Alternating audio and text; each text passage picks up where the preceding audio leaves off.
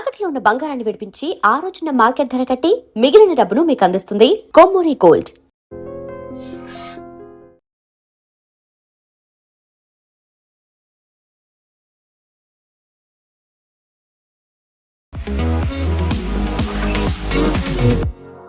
నమస్తే, నేను Kavitha. Welcome to iDream news and నిజాలు. తమిళ్ సూపర్ స్టార్ విజయ్ నటించినటువంటి సినిమా జననాయగన్ రిలీజ్కి ఇంకా నోచుకోవట్లేదు. సెన్సార్ సర్టిఫికెట్లు అనేవి ఇష్యూ అవ్వలేదు. At the same time Tamil super star మీద ఇప్పుడు సిబిఐ కూడా కన్నేసింది. కొద్ది గంటల్లోనే ఆయన ఢిల్లీలో సిబిఐ ఆఫీస్ ముందు హాజరవబోతున్నారు.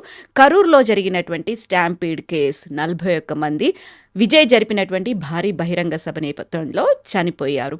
సో ఒక సినిమా రిలీజ్ అవ్వకుండా చూస్తున్నారు. ఆ తర్వాత సిబిఐ కేసు పెట్టింది. దీనికి ప్రధానంగా అక్కడ సీఎం స్టాలిన్తో పాటుగా సెంట్రల్లో ఉన్నటువంటి బీజేపీ కూడా విజయ్ ఎదుగుదలని అడ్డుకుంటున్నారు, ఆయన మీద రాజకీయ కక్ష పూరితంగానే కేసులు పెట్టారు అనేటువంటి వాదనలు ఎందుకు వినిపిస్తున్నాయి. మనతో పాటుగా ఉన్నారు సీనియర్ జర్నలిస్ట్ సురేష్ కొచ్చాదిల్ గారు. సార్ నమస్తే.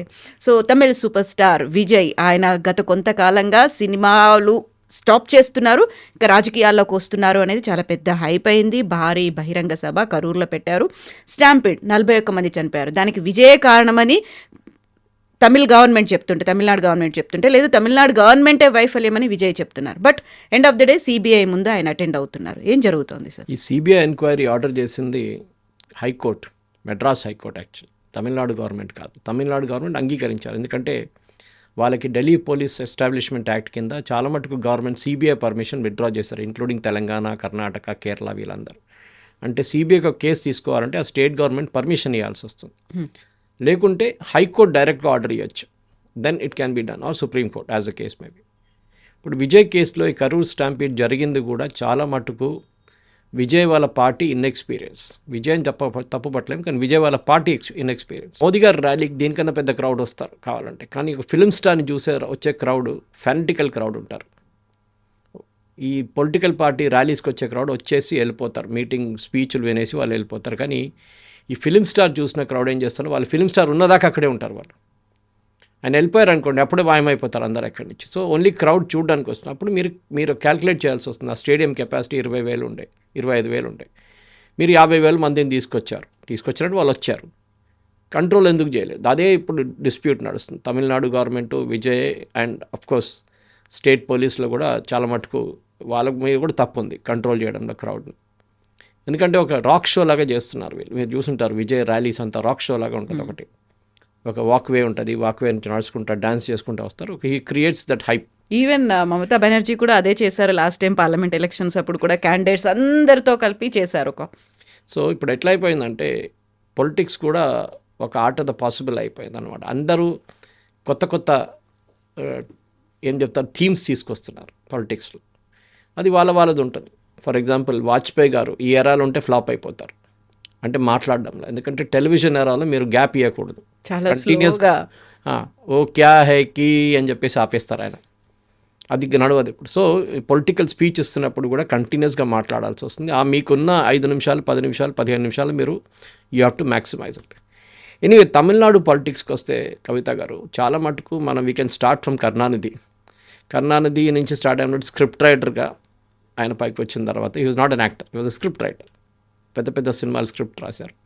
దాని తర్వాత ఆయన పాలిటిక్స్లో వచ్చారు. Of course his guru was Annadurai ముందు ఈ పెరియార్. సో ఆ లైనేజ్ ఉందన్నమాట. అది ఇక్కడ ప్రాబ్లం వీళ్ళకి ఎట్లా వచ్చిందంటే తమిళనాడు ఎర్లీ పాలిటిక్స్లో ఎంజి రామచంద్రన్ అని చెప్పి సిలోన్ నుంచి వచ్చిన ఒక మలయాళీ తమిళనాడు పాలిటిక్స్లో దిగారు. That to through Tamil movies. అప్పుడు అందరు అన్నారు ఫస్ట్ డిస్క్వాలిఫికేషన్, ఈయన లోకల్ తమిళియన్ కాదు, సిలోన్ నుంచి వచ్చేటప్పుడు సిలోన్, ఇప్పుడు శ్రీలంక. దాని తర్వాత వాళ్ళ ఫ్యామిలీ అంతా కేరళ వైపు నుంచి వాళ్ళు ఇట్లా సక్సీడ్ అవుతారు ఇక్కడ తమిళనాడు పాలిటిక్స్ అనగానే ఎంజీఆర్ ఒక కొత్త ఏం చెప్తారు ఒక నినాదం తీసుకొచ్చారు. ఎందుకంటే చాలా మటుకు ఏఐడిఎంకే అనే పార్టీ లేకుండే ముందు. ఇట్ వాజ్ డిఎంకే నుంచి స్ప్లిట్ అయ్యి వచ్చిన పార్టీ ఆల్ ఇండియా అన్న ద్రావిడ మున్నీట కడగం. సో ఏఐడిఎంకే ఎంజీఆర్ గారు సక్సీడ్ అయ్యారు అండ్ సక్సీడెడ్ లైక్ క్రేజీ. అదే టైంలో మన ఇటువైపు వస్తే నందమూరి తారక రామారావు గారు కూడా ఇదే టైంలో తెలుగు ఆత్మగౌరవం అని చెప్పి ఆ రోజు బేగంపేట ఎయిర్పోర్ట్లో టంగుటూరి అంజయ్య గారిని రాజీవ్ గాంధీ గారు ఇన్సల్ట్ చేసినప్పుడు ఒక తెలుగు ఆత్మగౌరవాన్ని ముందుకు తీసుకొచ్చి ఒక కాన్సెప్ట్ తీసుకొచ్చారు. అటువైపు ఏమో సినిమా క్రౌడ్. మూడో స్టేట్ మీరు కంపేర్ చేయాల్సింది కేరళ. కేరళలో మీకు ఫిల్మ్ స్టార్లు పాలిటిక్స్లో ఎక్కువ కనిపించారు. The earliest film star wanted get into politics was Prem Nazir, who was Malayalam's equivalent అని చెప్పాలంటే నాగేశ్వరరావు గారు అని చెప్పొచ్చు. ఒక రొమాంటిక్ హీరో లాగా హీ వాజ్ వెరీ పాపులర్ ఉండే ఆయన. కానీ ఏ రోజు పాలిటిక్స్లో దిగారో, ఎలక్షన్ కాంటెస్ట్ చేశారో, డిపాజిట్ పోయింది ఆయనకి. Okay. He never succeeded. So అక్కడున్న ఆడియన్స్కి సినిమాతో సంబంధం లేదు. మీరు పాలిటిక్స్లో ఉంటే పాలిటిక్స్లో ఉండండి. అఫ్ కోర్స్ కొంతమంది ఉన్నారు, గణేష్ కుమార్ ఉన్నారు ఇప్పుడున్న సిపిఎం గవర్నమెంట్లో ట్రాన్స్పోర్ట్ మినిస్టర్గా, హీఈస్ ఎక్స్ ఫిలిం స్టార్. అది కాకుండా ముఖేష్ ఉన్నారు, he's also ex film star. ఇట్లా చెప్పొచ్చు. వెరీ రీసెంట్గా సురేష్ గోపి సెంట్రల్ మినిస్టర్ ఉన్న సురేష్ గోపి, వీళ్ళందరూ పాలిటిక్స్ అని కాదు. సురేష్ గోపి గెలిచిన దానికి ఒక కారణం చాలా ఉన్నాయి అక్కడ. One was the Christian vote in Thrissur town. ఇంకోటి అంటే ఈ was considered very close to Modi. Modi గారు వచ్చి వాళ్ళ కూతురు క్యాంపెయిన్ ఒకటే కాదు, కన్యాదానం చేశారు వాళ్ళ కూతురికి. సురేష్ గోపి గారి కూతురు పెళ్లిలో మోదీ డింట కన్యాదానం. సో అదొక పెద్ద క్లోజ్నెస్ కనిపిస్తుంది అన్నమాట. ఇప్పుడు 3 స్టేట్స్ మనం కంపేర్ చేస్తాం. అదే టైంలో మీరు నార్త్లో చూడండి, పెద్ద పెద్ద ఫిల్మ్ స్టార్స్ ఎక్కడ పాలిటిక్స్లో రాలేదు. భోజ్పురి వైపు కొంతమంది ఉన్నారు, కానీ టువర్డ్స్ ముంబై సైడ్లో ఎవరు ఎక్కువ లేరు. సంజయ్ దత్ వాళ్ళు ట్రై చేశారు, ఆ ఫ్యామిలీ దత్ ఫ్యామిలీ మొత్తం ట్రై చేశారు, కానీ వాళ్ళు కూడా సక్సీడ్ కాలేదు ఎక్కువ. ఇదే టైంలో తమిళనాడులో ఉన్న ఫెనటిసిజం అంటాం మనం, అంటే ఫిలిం స్టార్స్ని చూసి ఓట్లు వేయడం. ఎంజీఆర్ గారు పోయిన తర్వాత ఆయన సక్సెసర్గా జయలలితని నామినేట్ చేశారు వెళ్ళే ముందు. కో స్టార్ ఉండే, ఆయనతో చాలా సినిమాలు నటించింది ఆమె. She is again not technically from Tamil Nadu, ఒక బ్రాహ్మిన్ ఫ్రమ్ మైసూర్. ఇక్కడేమో ద్రవిడియన్ పాలిటిక్స్లో బ్రాహ్మిన్స్ అంటే అసలు పడదు. అప్పుడు కూడా జయలలిత ఒక లీడర్గా వచ్చింది. అండ్ జయలలిత డిఫరెన్స్ ఏంటంటే ఆమె అడ్మినిస్ట్రేటివ్ కెపాసిటీ ఎక్కువ ఉండే, ఎంజీఆర్ కన్నా ఎక్కువ ఉండే అనమాట. So she proved herself that I can do excellent administration. ఎక్కువ ఆమెకు ఉన్న తప్పులు ఆమెకు ఉండే. శశికళని తీసుకురావడము అది ఒక కాంట్రవర్సీగా జరిగింది చాలా మటుకు. శశికళ కరప్షన్ కేసెస్ని ఆమె ఎక్కువ పట్టించుకోలేదు. దాని తర్వాత her health deteriorated and she passed. National పాలిటిక్స్లో కూడా ఆమె చాలా మటుకు అలయన్స్ రోల్స్లో ప్లే చేసింది. ఇప్పుడు విజయ్ దగ్గరికి వచ్చిన ప్రాబ్లం ఎక్కడ వచ్చిందంటే, 2 స్ట్రాంగ్ పార్టీస్ తమిళనాడులో ఉన్నారు. ఒకటి డిఎంకే, ఒకటి ఏఐడిఎంకే. వీళ్ళిద్దరికి ద్రవిడియన్ పాలిటిక్స్లోనే ద్రవిడియన్ ఓట్సే వస్తుంది, విచ్ ఇస్ తమిళనాడులో ఒక 60% అని పెట్టుకోవచ్చు ద్రవిడియన్ ఓట్స్. అంటే వాళ్ళు హిందువులు, కానీ they don't believe in Hindu concept, దేవుళ్ళు పట్టించుకోరు, అన్నీ చేస్తారు. అట్లాంటి ఒక సెక్షన్ ఉందన్నమాట, చాలా పెద్ద సెక్షన్. ఇప్పుడు దాకా ఈ 2 పార్టీలే దీని మీద ఆడుకున్నారు. మూడో పార్టీ వచ్చారు, which is Vijay's party. Vijay కూడా ఇదే ఆడియన్స్ని అపీల్ చేస్తున్నారు. ఆయనకి మీరు ఆయన స్పీచ్లు వింటే కూడా ఈ వాజ్ టోటలీ ప్రో ద్రవిడియన్. ఇప్పుడు స్టాలిన్కి భయం ఏంటంటే ఆయన ఓట్లు ఏఐడిఎంకి తీసుకెళ్తారని కాదు, విజయ్ తీసుకెళ్తారని. స్ప్లిట్ అయిపోతాయి అంత. ఎందుకంటే పార్టీ మిషనరీ కావాలి మీకు, ఆ టైం పడుతుంది. ఏదో ఇన్స్టెంట్గా మీరు డబ్బులు పెడితే చాలామంది వచ్చి మీతో ఉంటారంటే వాళ్ళు ఏ రోజు ఆ డబ్బులు అయిపోతుంది ఆ రోజు మాయమైపోతారు వాళ్ళు. పార్టీ అపరేటస్ బిల్డ్ చేయాలి. సో ఆయన సెంగోటేన్ లాంటి వాళ్ళని తీసుకొచ్చారు, who have experience in politics. కానీ వాళ్ళు కూడా ఇంత జల్దీ చేయలేరు, వాళ్ళ టైం పడుతుంది. Maybe by next election Vijay will have sufficient machinery. కానీ ఇప్పుడేం చేస్తారు, ఇప్పుడున్న సర్వేలు కూడా చూస్తే మీరు విజయ్కి 6-8% ఓట్లు వస్తుంది, టోటల్ 6 to 8%. ఇప్పుడు తమిళనాడు పాలిటిక్స్లో ఈ డిఎంకే ఓట్లే దీంట్లో పోతుంది, దాంట్లో చాలా క్లియర్. ఏఐడిఎంకేకి సెకండరీ థ్రెట్ ఉంది, ప్రైమరీ థ్రెట్ ఇస్ డిఎంకే. దానికోసం కరూర్ ట్రాజడీ జరిగినప్పుడు ఇమ్మీడియట్గా అగ్రెసివ్గా ముందుకు వచ్చింది DMK, that Vijay should be taken, CBI enquiry order చేయడము, లేకుంటే స్టేట్ పోలీస్ ఎంక్వైరీ నడుస్తుంది కదా, లేదు సిబిఐ ఎంక్వైరీ చేయాలి. దాని తర్వాత ఇప్పుడు లేటెస్ట్ కాంట్రవర్సీ ఆయన సినిమా. అయితే ఈ మధ్య కాలంలోనే రజనీకాంత్ ఆయన సినిమాలు వదులుకొని పార్టీ పెట్టాలి, దేవుడు ఆదేశిస్తే నేను పార్టీ పెడతానన్నారు, దేవుడు ఆశీర్వాదం లేదు పార్టీ పెట్టలేదన్నారు. బట్ కమల్ హాసన్ కూడా ఆయనకంటూ ఒక పార్టీ పెట్టుకొని వచ్చారు, but he could not succeed. అంతకుముందు విజయకాంత్ ఉన్నారు, ఆయన కూడా పార్టీ పెట్టుకున్నారు, ఆయన కూడా ప్రతి చోట కంటెస్ట్ చేశారు, బట్ అక్కడ కూడా ఆయనకు సక్సెస్ అనేది కనిపించలేదు. బట్ విజయ్ అనగానే ఒక భయపడుతున్నారు అనేటువంటి ఒక భావన, విజయ్కు ఉన్నటువంటి మాస్ అప్పీలింగ్, ఆ క్రౌడ్ చూసిన తర్వాత ఒక థ్రెట్ ఫీల్ అవుతున్నారు రాబోయేటువంటి ఎలక్షన్స్లో. అందుకోసమే అక్కడ బీజేపీ, ఇక్కడ స్టాలిన్. ఐ థింక్ బీజేపీకి ఎక్కువ థ్రెట్ లేదు, బీజేపీ ఈజ్ యాక్చువల్లీ హ్యాపీ. ఎందుకు విజయ్? ఎందుకంటే వాళ్ళ ఓటు పోట్లేదు కదా, డిఎంకే ఓట్లు స్ప్లిట్ అవుతుంది. డిఎంకేకి యాంటీ ఇన్కంబెన్సీ ఓటు కాదు మనం మాట్లాడేది, ప్రో ఇన్కంబెన్సీ ఓటు. అంటే డిఎంకే ఓట్లు 6% నుంచి 8% తీసుకెళ్తే బెనిఫిట్ ఏఐడిఎంకేకి అవుతుంది. ఏఐడిఎంకేతో అలయన్స్లో ఉన్నారు ఎవరు? బీజేపీ. బీజేపీకి వచ్చే 15%, 12%, 13% ఓటు వాళ్ళకు ఉంది. Hmm. ప్లస్ ఏఐడిఎంకే అలయన్స్లో ఉన్న ఓటు కొంచెం ట్రాన్స్ఫర్ అయితే ఇంకొక 10%, 24 నుంచి 25 వస్తుంది. సో ఇప్పుడు ఏఐడిఎంకే కంటే బీజేపీకి ఎక్కువ ఓట్ పర్సెంటేజ్ ఉందా? కాదు ఏఐడిఎంకేకి ఉంది, కానీ ఈక్వల్ ఉంది ఇద్దరికి. ఇద్దరు కలిసి పోటీ చేయలేదు లాస్ట్ టైం, అది చేసిన పెద్ద మిస్టేక్. అది సపరేట్గా పోటీ చేస్తారు లోక్సభ ఎలక్షన్లో, దానికి రిజల్ట్ బయటకు వచ్చింది క్లియర్గా. ఇప్పుడు ఎట్లా అయిపోయిందంటే స్టాలిన్ థ్రెట్ ఎక్కడి నుంచి అనిపిందో స్టాలిన్కి విజయ్ దగ్గర నుంచి థ్రెట్ వస్తుంది. విజయ్ 8% కానీ ఎక్కువ తీసుకెళ్ళిపోతే 10 నుంచి 11% తీసుకెళ్తే that is where the threat will come. ఎందుకంటే ఏఐడిఎంకే 3-4 డిస్ట్రిక్ట్స్లో చాలా స్ట్రాంగ్గా ఉన్నారు. బీజేపీ ఏమో కోయంబత్తూరు వైపు దే ఆర్ స్ట్రాంగ్. ఇప్పుడు మనం సినిమా గురించి మాట్లాడుతున్నప్పుడు జననాయకన్ అది వాళ్ళ ప్రొడ్యూసరే చెప్పారు, దాంట్లో తప్పులు చాలా జరిగినాయి వాళ్ళ వైపు నుంచి కూడా. ఒకటి, హైకోర్టు కూడా అడిగారు ఈ ప్రశ్న కవిత గారు, మీరు డేట్ ఎట్లా అనౌన్స్ చేస్తారు సర్టిఫికేషన్ లేకుండా? ఇది సినిమా వాళ్ళు, ప్రతి సినిమా వాళ్ళు చేస్తారు ఈ పని. ఏం చేస్తారంటే ముందే డేట్ అనౌన్స్ చేసేస్తారు రిలీజ్. అది యూజువలీ సంక్రాంతి టైమో, పొంగల్ టైమో, హిందీ సినిమాలు ఉంటే దివాళీ టైమో అట్లా అనౌన్స్ చేస్తారు. చేసిన తర్వాత వీళ్ళు లాస్ట్ మినిట్లో పోస్ట్ ప్రొడక్షన్ చేస్తారు. మీరు సౌత్ ఇండియన్ సినిమాలు కొంచెం బెటర్గా ఉన్నాయి పోస్ట్ ప్రొడక్షన్లో, వాళ్ళు కొంచెం టైం పెట్టుకుంటారు, 2 నెలలు 3 నెలలు పెట్టుకుంటారు. బాలీవుడ్ అట్లా కాదు, లాస్ట్ మినిట్లో 1 నెల ముందు తీసుకొచ్చి ఫైనల్ మిక్సింగ్ దగ్గర వచ్చి మీరు ఎట్లయినా మ్యాజిక్ షో చేసి ఇది రెడీ చేయాలంటారు ప్రింట్ని. ఆ ప్రింట్ రెడీ అయితేనే కాదు సెన్సర్ బోర్డుకి వెళ్ళేది వ్యూయింగ్కి. అక్కడ ఒక టెన్షన్ అయిపోతుంది. సో ఈ మొన్న జరిగిన హియరింగ్లో కూడా డివిజన్ బెంచ్ అదే అడిగారు, మీరు డేట్ ఎట్లా అనౌన్స్ చేశారు, how did you agree to a date? ఎందుకంటే central board of film certification first cinema చూసిన తర్వాత వాళ్ళ దాంట్లో ఒక అనానిమస్ కంప్లైంట్ వచ్చింది that there are some scenes Indian ఆర్మీని కొంచెం బాగా నాట్ ఇన్ గుడ్ లైట్ చూపించారు, అది కాకుండా ఒక రిలీజియన్ మీద కొంచెం ఆరోపణ చేశారని చెప్పేసి. సో దానికి ఏమవుతుందంటే ఒక రివిజన్ కమిటీ అనే కమిటీ ఉంటుంది central board of film certification, వాళ్ళు చూస్తారు ఇంకోసారి. అంటే నాట్ ద ప్రైమరీ కమిటీ చూసిన గారు ఇంకో న్యూ కమిటీని అపాయింట్ చేస్తారు.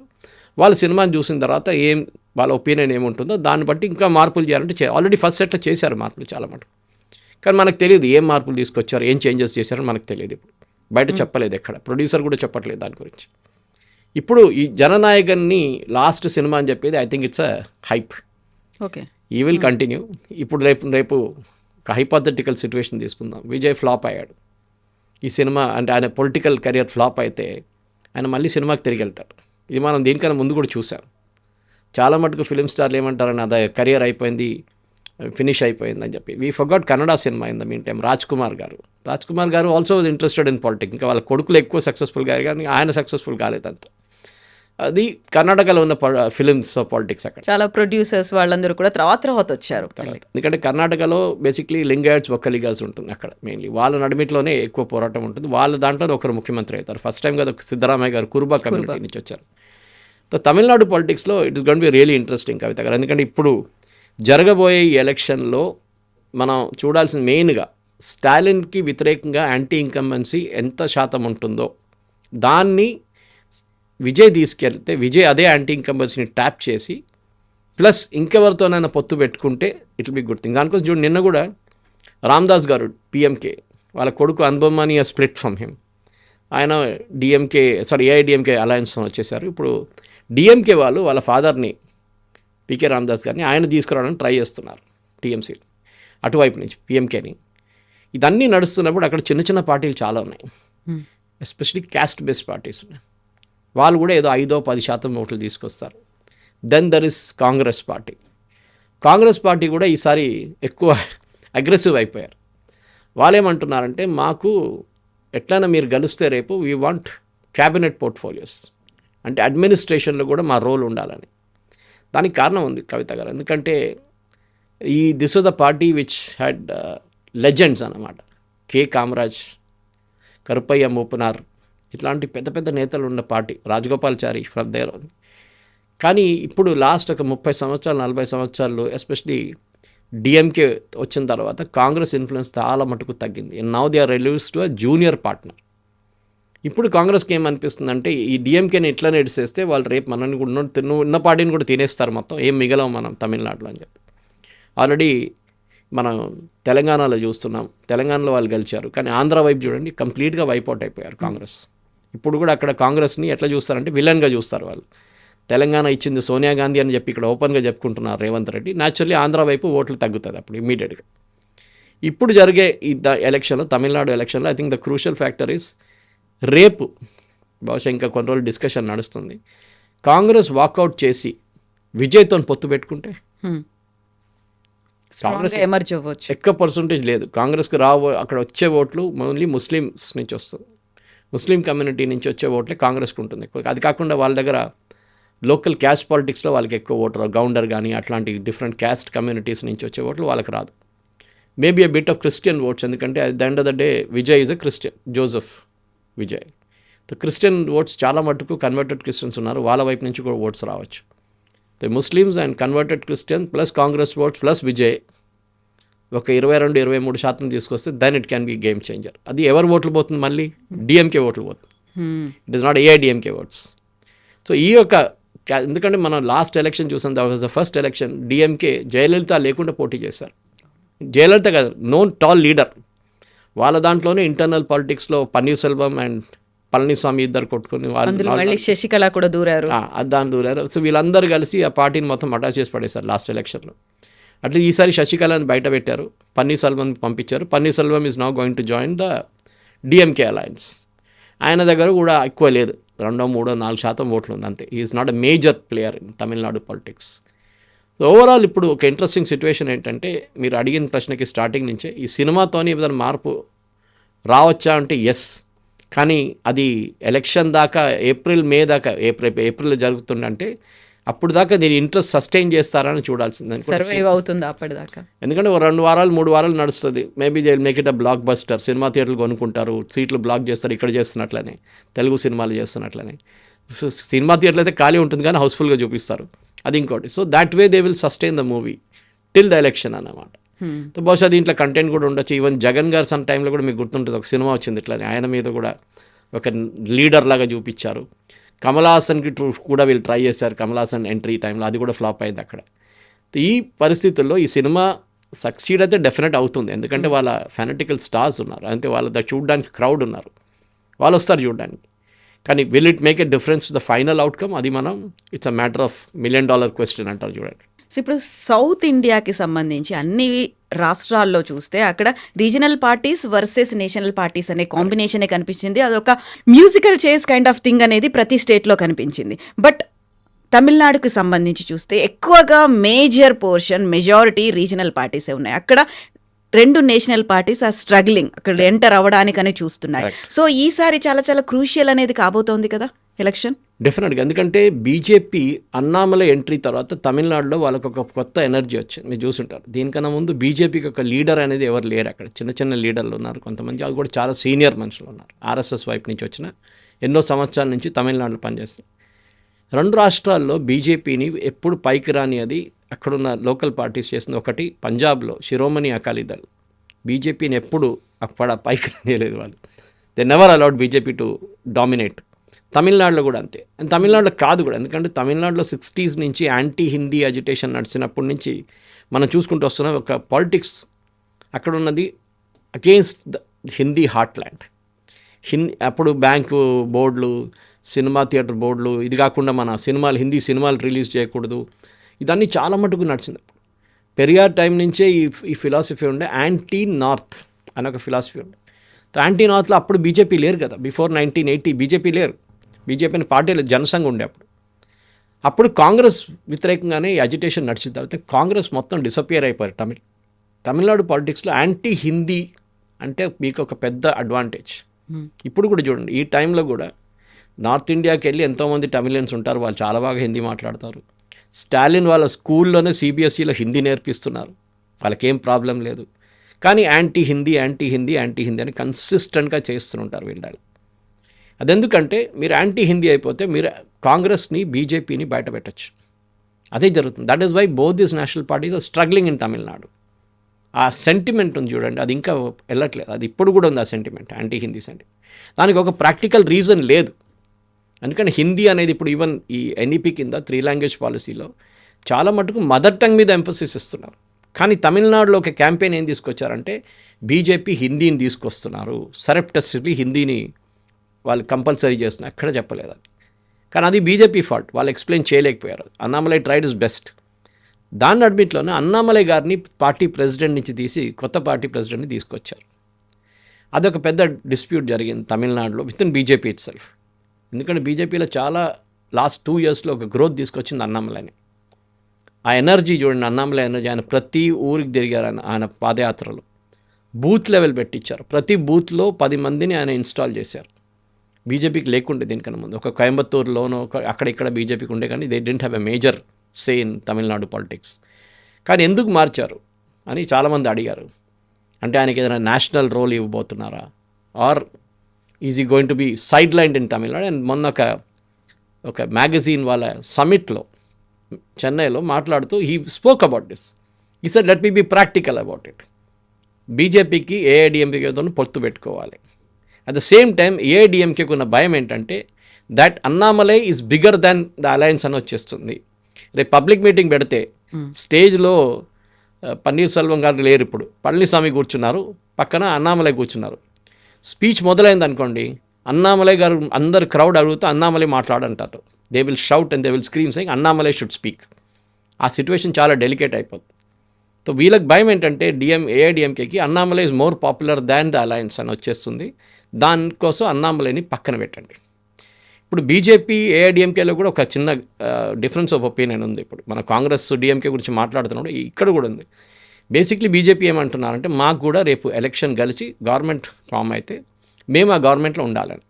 కానీ ఏఐడిఎంకే ఫస్ట్ టైం ప్రపోజ్ చేశారంటే మన అమిత్ షా గారు వచ్చే ముందు, ఇప్పుడు అమిత్ షా గారు మన వచ్చారు, దానికన్నా ముందు వాళ్ళు ఏం చెప్పారంటే నో, ఈ ఎలక్షన్ దాకానే పొత్తు, ఎలక్షన్ అయిపోతే మాకు బీజేపీకి సంబంధం లేదు, గవర్నమెంట్ ఫామ్లో మేమే ఉంటాం, మేము బీజేపీని రాను. ఇదే పాస్చర్ ఇప్పుడు డిఎంకే తీసుకున్నారు. ఇవాళ పొద్దున వచ్చిన న్యూస్ పేపర్ ఆర్టికల్స్లో డిఎంకే క్లియర్గా కాంగ్రెస్ని రిజెక్ట్ చేసేసారు. No, you have no role in Tamil Nadu. మేము ఏదో ఇస్తున్న 20 సీట్లు ఉందండి, అది తీసుకొని వెళ్ళండి. కాంగ్రెస్ ముందు 38 అడిగారు, స్టాలిన్ ఏమో 35 ఆఫర్ చేశారంటున్నారు. మేము ఇవ్వకపోతే మేము 25లతో సెటిల్డ్ అయిపోతామని కాంగ్రెస్ వైపు నుంచి కాంచన. అది కాంగ్రెస్కి లేదు, అక్కడ కాంగ్రెస్కి అస్సలు ఏ హోల్డ్ లేదు తమిళనాడులో. ఇదేమైనా ఓట్లు దొరికితే డిఎంకే ఓట్లతోనే వాళ్ళు గెలుస్తున్నారు. అదర్వైజ్ దే హ్యావ్ నో, ఇప్పుడు ఉన్న ఫుటింగ్ లేదు తమిళనాడులో. ముందున్న 60 సంవత్సరాల ముందు 50 సంవత్సరాల ముందున్న హోల్డ్ ఇప్పుడు లేదు తమిళనాడులో. ఇప్పుడు విజయ్ వచ్చిన తర్వాత ఒక థర్డ్ ప్లేయర్ వచ్చేసారు ఈ ఎలిమెంట్లో. ముందు డైరెక్ట్ కాంటెస్ట్ ఉండే DMK alliance versus AIADMK alliance. ఇప్పుడు మూడో ప్లేయర్ వచ్చినప్పుడు ఏమవుతుందంటే ఓట్లు స్ప్లిట్ అవుతుంది.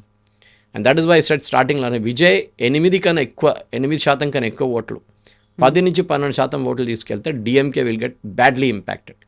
దానికి డిఎంకే ఇప్పుడు వచ్చే రోజుల్లో చూడండి ఇంకా వాళ్ళు పాలిటిక్స్ తీసుకొస్తారు. ఈ సినిమా కూడా చూడండి, నాకు డౌట్ ఉండే రిలీజింగ్లో, ఈ సినిమా రిలీజ్ అయినప్పుడు అక్కడున్న లోకల్ సినిమా థియేటర్స్ మీద ప్రెషర్ పెట్టి డిఎంకే గవర్నమెంట్ ఈ సినిమాని ఆపడానికి ట్రై చేస్తారు అని నాకు ఒక డౌట్ ఉండే. కానీ దానికన్నా ముందు సినిమానే ఆగిపోయింది ఇప్పుడు. కానీ ఇప్పుడు రిలీజ్ అయితే కూడా రేపు ఇప్పుడు బహుశా ఇప్పుడు జనవరి ఎండింగ్ ఫిబ్రవరి ఫస్ట్ వీక్లో రిలీజ్ అయింది అనుకోండి, ఒకటి ఇంపాక్ట్ పోతుంది. పొంగల్లో ఉన్న ఇంపాక్ట్ ఉండదు. కానీ still even if there is no impact, Stalin will ensure that cinema థియేటర్లో ఈ సినిమా నడవకూడదు, దాన్ని ఎక్కడ కావాలంటే అక్కడ ఆపేస్తారు. బట్ ఆల్రెడీ ఆడియన్స్ ఏంటంటే వాళ్ళు అనుకున్నటువంటి ఫాలోవర్స్, ఫ్యాన్స్ టికెట్స్ అన్నీ కొనుక్కున్నారు, మొత్తం అంతా కంప్లీట్గా సోల్డ్ అవుట్ అయిపోయాయి అనేది. కవిత గారు, ఈ సోల్డ్ అవుట్ అనేది కాన్సెప్ట్ మీరు bookmyshow.comకి వెళ్ళండి, అక్కడ మీకు టికెట్లు కనిపిస్తాయి. ఇంకా ఈ కొనుక్కోవడం అనేది కాన్సెప్ట్ ఇప్పుడు లేదు. ఏం చేస్తారంటే ప్రొడ్యూసర్ వాళ్ళ ఫ్యాన్స్ అసోసియేషన్ ఉంటుంది, అది అన్ని స్టేట్స్లో, ఈవెన్ కేరళలో కూడా మమ్మూటి, మన మోహన్ లాల్, మనం ఇంత పాలిటిక్స్ మాట్లాడుతుంది కానీ కేరళలో ఒక మమ్మూటి ఫిలిం రిలీజ్ అయితే ప్రొడ్యూసర్ డబ్బులు ఇచ్చి మమ్మూటి వాళ్ళ ఫ్యాన్స్ అసోసియేషన్కి ఇచ్చి మొత్తం అన్ని సినిమా థియేటర్లు బ్లాక్ చేసేసుకుంటారు ఒక వారం దాకా. పబ్లిక్ ఒక 10% టికెట్లు పెడతారు పక్కన, 10 నుంచి 20% టికెట్లు బుక్ మై షో. ఎందుకంటే దీనికన్నా ముందు ఒక హైకోర్టు ఆర్డర్ ఉండే that you cannot do block booking అని చెప్పేసి. మీరు 100 సీట్లు 200 సీట్లు బ్లాక్ చేయలేరు, you should offer it to the public అనే డెమోక్రటిక్ మేనర్. ఇప్పుడు అక్కడ కూడా నడుస్తుంది. సో అదే కాన్సెప్ట్ తెలుగు సినిమాలో కూడా ఉంది. ఓపెన్గా చెప్పారు చాలామంది ప్రొడ్యూసర్స్, మేము మొత్తం థియేటర్ కొనుక్కున్నాం, హౌస్ఫుల్ అంటారు, మీరు అక్కడ వెళ్ళి చూస్తే సినిమా థియేటర్లో 10 మంది కూడా ఉండరు, ఎందుకంటే he wants to show is a house full. And అక్కడే చాలా మటుకు బ్లాక్ మనీ వైట్గా కన్వర్ట్ అవుతుంది కూడా చాలా. ఇది కూడా అంతే. సో అందరు కొనుక్కున్నారు థియేటర్ అంటే డెఫినెట్లీ వాళ్ళ ఫ్యాన్స్ అసోసియేషన్ ఉంటుంది, రేపు వాళ్ళు పాలు పోస్తారు, రేపు తేనె పోస్తారు, అన్నీ చేస్తారు వాళ్ళు, గార్లాండ్ వేస్తారు పోస్టర్కి, మొత్తం పనులన్నీ చేస్తారు వాళ్ళు. ఫ్యాన్స్ అసోసియేషన్ పని అది.